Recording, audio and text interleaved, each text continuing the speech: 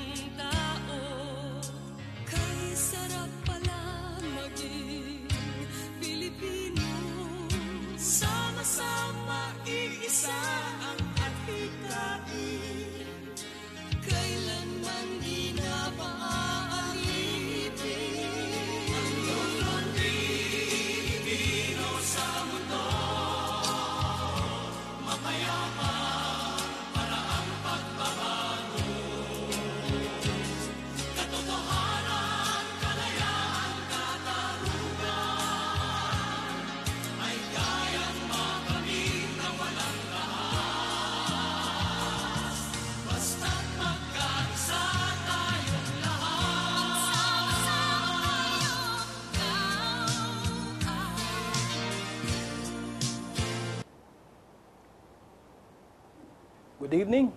Welcome to Philippines Uncut. Tonight, I'm your host, Hans Palacios, standing in for Buddy Conanan. And with me, to co-host for me, is Jake Ortiz. Magandang gabi po sa inyo lahat at samahan nyo kami sa isang oras na pagtatalakay sa napakaraming isyu sa ating bayan sa ngayon. At sana ay sa darating na halalan, mamili tayo ng maayos sa ating mga lideres na ating iluluklok for the next 6 years. Magandang gabi po sa inyo lahat. And tonight, we have a very, very special guest. And the topic for tonight is still EDSA, 30 years on.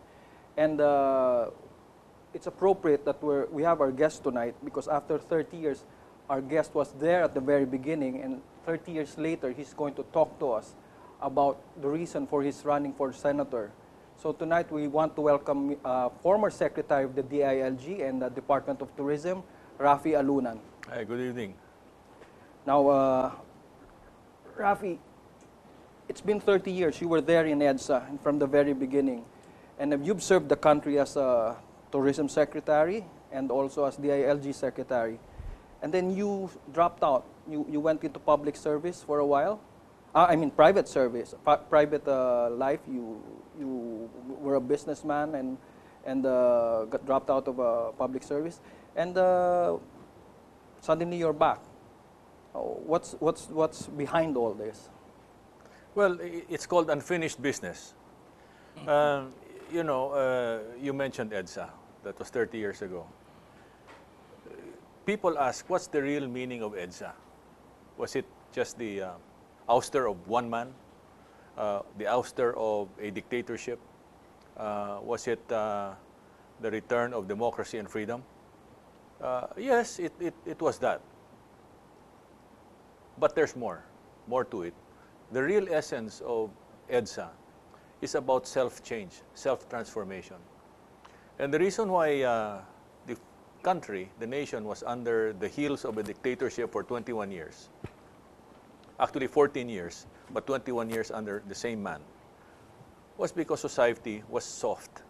A soft society lays itself open, exposed and vulnerable to tyranny and oppression. And that's exactly what happened. Now, I thought that in the 4 days of EDSA, from February 22 to 25, I thought I saw a new Philippines, a new face of the Filipino. Because out there in the streets on those 4 days, I saw unity, national unity that I never saw before.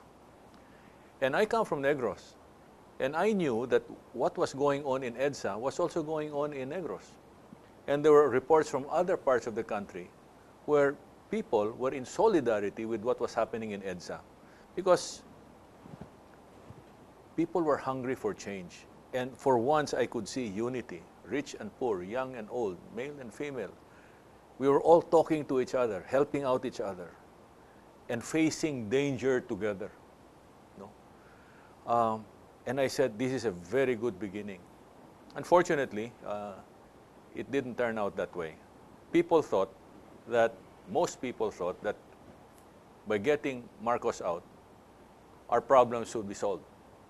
The trouble is, they didn't realize that the problems began with society itself.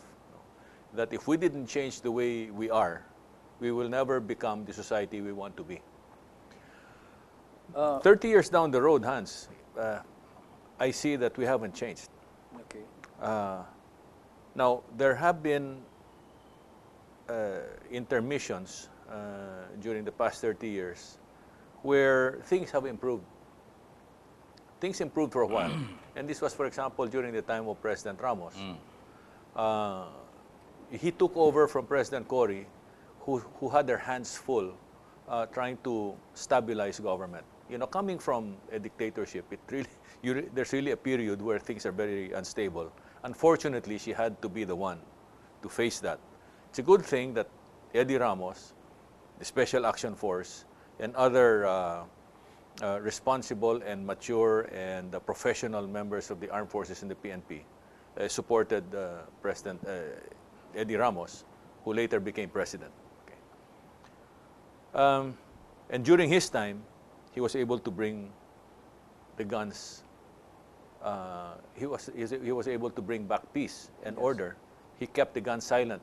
From the right, the left, even the secessionists cooperated. The MLF signed the peace And you had a agreement. very big hand in that, I understand. I played a backroom role because I also was the national chairman for Peace and Order.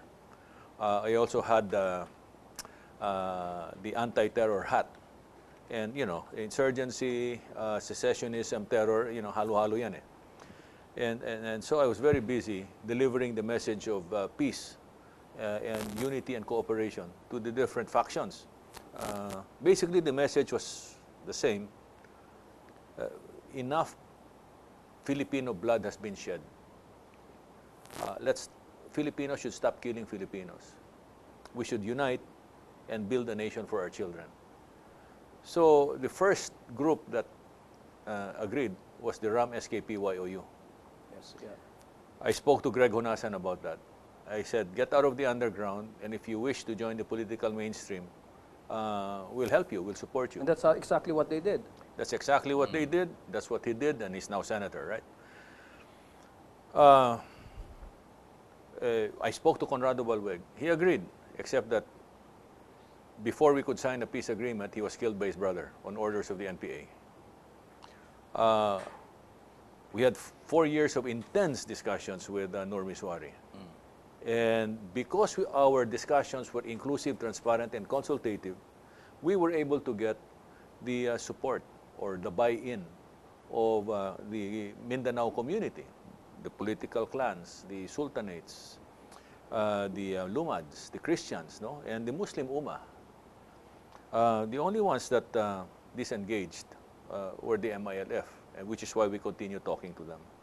The CPP, NPA, and NDF, we were not able to arrive at a general agreement at the top, but we were able to convince many at the local level to return to the fold of the law. So during that time, we were able to whittle down the problem and push the agenda of peace and development. No? Unfortunately, during those 6 years of President Ramos, it was bookended by great difficulty. The blackouts, Blackouts, yeah. for about 1.5 to 2 years, and then the Asian financial crisis. And notwithstanding that, he was able to bring the Philippines to what they called tiger cub status. So when the situation stabilized, I returned to the private sector, no, and stayed there for the next 20 years. But during the last 20 years, I observed that the foundations that we laid for change, for pagbabago, that started with President Cory and then pursued by President Ramos, was slowly being eroded over time because pabaya. And as General Luna said, punyeta, bayan o sarili.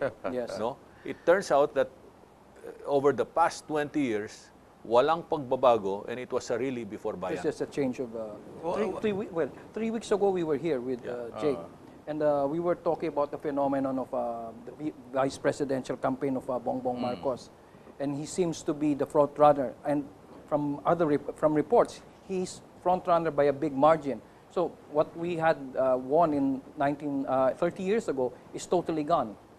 Well, first of all, in the case of Bongbong, he has shown himself to, he has great potential to be a very good public leader. Okay, I think he has had a good run in the Senate.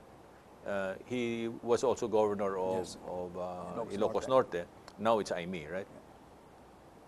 And I think that we have to be very discerning as to his performance and what he's capable of doing. The only thing that bothers me is that, the evils of martial law and the impact on the people and the nation, cannot be denied. That's historical fact.